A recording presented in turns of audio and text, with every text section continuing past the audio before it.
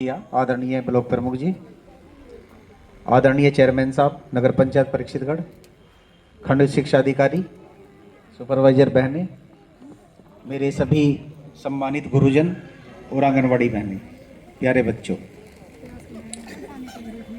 कल ही मुझे इसका निमंत्रण मिला था कार्यक्रम का और भूल गया था। मैं सौभाग्यशाली हूँ कि बीओ साहब ने मुझे याद किया। हमारा आंगन हमारे बच्चे। देखिए, पंचायती राज विभाग आप देख रहे हैं कि अनवरत भूमिका निभा रहा है ग्राम विकास के कार्यों में, स्कूलों के कायाकल्प में। हमारे जो 19 पैरामीटर्स हैं उस पर सेचुरेट करने में 100% ग्राम पंचायतों का योगदान है। ये तो सभी आप मानने होंगे। जितना भी स्कूलों का ऑपरेशन कायाकल्प जो टाइलीकरण है, ग्राम पंचायतों को जो नाली खड़ंजों का जो पैसा मिलता है उसी में से ग्राम प्रधानों ने अपनी निधि में से पैसा कम करके स्कूलों की तरफ लगाया। तो सबसे पहले तो वो लोग सम्मान के पात्र हैं जिन्होंने अपनी नाली खड़ंजों का पैसा स्कूलों में लगाया, उनके लिए एक जोरदार तालियां हो जाएं।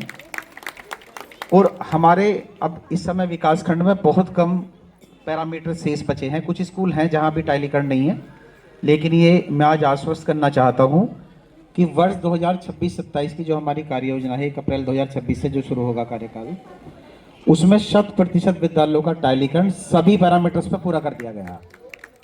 मेरे द्वारा व्यक्तिगत रूप से इंटरेस्ट लेके मैंने सभी स्कूलों में पैरामीटर्स पूरे करा दिए हैं। इस बार 2026 हमारे लिए बहुत अच्छा होने वाला है। जितना बजट आएगा उसमें मोस्टली स्कूलों की तरफ है। और एक बहुत प्रसन्नता की बात है कि हम लोगों ने एक स्मार्ट क्लास का इनिशिएटिव लिया था। हमारे जहाँ बनी हुई है गुरुजन पहचानने होंगे इस चीज़ को, तो उससे भी बच्चों के जीवन में बदलाव देखने को मिला है। ऑनलाइन इंग्लिश स्पीकिंग कोर्स शुरू किया, बच्चों में आत्मविश्वास कहीं ना कहीं बढ़ता है। जैसे मैं देख रहा हूँ कि बच्चे आ रहे हैं अभी यहाँ छोटे छोटे कार्यक्रम पेश कर रहे हैं, तो इन चीज़ों से मोटिवेशन मिलता निश्चित रूप से। हमने करीब 27 विद्यालयों में स्मार्ट क्लास बनवाई थी, वो भी ग्राम निधि से, और अत्याधुनिक स्मार्ट क्लास बनवाए थे सब। उसमें फर्नीचर वगैरह प्रॉपर तरीके से उसकी फेंसिंग करा के, ऊपर भी छत की भी उसमें वाईफाई वगैरह सब कनेक्ट करा के। और भारतवर्ष का प्रथम इंग्लिश स्पीकिंग कोर्स शुरू किया गया परीक्षितगढ़ में आदरणीय प्रमुख जी के नेतृत्व में। तो उसके मैं देख रहा हूँ कि परिणाम आने लगे हैं। वीडियो मेरे पास अध्यापिका बहनें या टीचर्स भेजते हैं, तो बहुत अच्छा लगता है कि बच्चे जो बिल्कुल इनिशियल स्टेज में थे, आज उनके अंदर आत्मविश्वास मुझे देखने को मिला है। तो हम लोगों का अनवरत सहयोग रहेगा। आंगनवाड़ी केंद्रों में अभी पोषण वाटिकाओं के लिए पैसा प्राप्त हुआ है विभाग की तरफ से, उसमें हमने बाल पोषण वाटिकाएं बनवाई हैं, बाला पेंटिंग कराई है। हालांकि विभाग की तरफ से तो कम पैसा मिला, बट उसमें ग्राम पंचायतों से हमने पैसा लगवाया और ऑलमोस्ट हमने कंप्लीट काम कर दिया। कुछ ही विद्यालय से बचे हैं उसमें। तो किसी भी तरह की किसी को कोई आवश्यकता हो ग्राम पंचायतों से सहयोग की, तो आप सीधे मुझे फ़ोन कर सकते हैं, मैसेज करिए। मैं कोशिश करता हूं कि जो मूलभूत सुविधाएं हैं, कहीं कोई हैंडपम्प खराब हो गया हो या कहीं वाईफाई रिचार्ज ना हो स्मार्ट बोर्ड का, तो आप मुझे एनी टाइम कॉल कर सकते हैं। हमेशा हम इसी कार्य के लिए समर्पित हैं। और शिक्षा मेरा वैसे भी पसंदीदा टॉपिक है। सबसे अधिक मुझे शिक्षा से प्रेम है। मुझे मेरे गुरुओं ने जो दिया, जो मेरी एजुकेशन पहली से 5वीं तक हुई, वही चीज़ें आज भी दिमाग में है। उसके बाद की तो सब गायब होगी, वो सब प्रोफेशनल एजुकेशन है। लेकिन जो मुझे कक्षा 1 से 5 तक बेसिक शिक्षा परिषद के स्कूल में पढ़ा था, मैं करकोदा ब्लॉक के अंतर्गत है मेरा गाँव, तो वहाँ के टीचर्स ने जो मुझे सिखाया वही चीज़ें मेरे संस्कारों में शामिल है। आज भी मुझे पता है कि क्या गलत है क्या सही है, ये चीज़ उन्होंने ही सिखाई। बाकी इसके अलावा तो सब फिर हवा ही था, फिर तो आए अपने पढ़ाने के लिए, लेकिन वो हमें समझाते थे कि क्या गलत है क्या सही है जीवन में।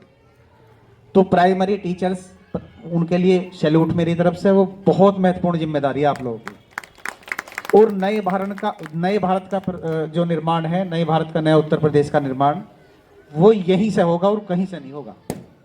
यदि आपको किसी भी व्यसन से, ये भारतवर्ष को, जैसे हमें बच्चों के अंदर कोई गुण आत्मसात करना, उनके अंदर भरना है, तो वो आप जब तक कक्षा 5 तक जो आप भर देंगे वही अमर रहेगा हमेशा। आपको मान लिया ये है कि भाई दहेज एक अभिशाप है, सभी को पता है कि दहेज प्रथा है भाई, तो वो भी शिक्षा हमें बच्चों को पहली से 5वीं तक ही देनी पड़ेगी। तब जाके 20 साल बाद परिवर्तन होगा, जब उनकी शादी होगी वो बच्चे बहिष्कार करेंगे इस चीज का। तो आप बच्चों को नैतिक शिक्षा का पाठ दीजिएगा, क्योंकि अब उसकी बहुत इंपॉर्टेंस इस समय मिल रही है। हम लोग खुद, हमारे बच्चे भी पढ़ते हैं। मोबाइल की लत इतनी खराब लग चुकी है, तो उसकी मॉनिटरिंग कीजिएगा, बच्चों को समझाइएगा कि क्या गलत है क्या सही है मोबाइल के बारे में। मैं देखता हूँ कि बच्चों की पुतलियाँ घूम गई है, जो छोटे बच्चे आंगनवाड़ी सेंटरों में आते हैं उनकी आंखें घूम गई हैं। मैंने खुद अपने ब्लॉक में देखा, तो मैंने उनके पेरेंट्स को भी बुलाया एक दो जगह से, तो उन्हें पता लगा कि माँ काम कर रही है, बच्चे के हाथ में मोबाइल दे दिया कि मुझे डिस्टर्ब नहीं करेगा 2-3 घंटे के लिए, पुतलियाँ घूम गई बच्चों की। तो मतलब इस तरह की जब स्थिति आ रही है तो भाई बहुत जिम्मेदारी की आवश्यकता है। और मैं तो ये कह रहा हूँ कि आप पेरेंट्स को बुलाइए, यदि कोई कोई ऐसा लग रहा है कि कोई बच्चा विचलित है।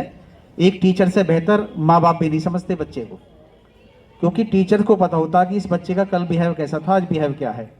उसकी आंखों से उसकी सच्चाई, उसका झूठ सब पता लगता है।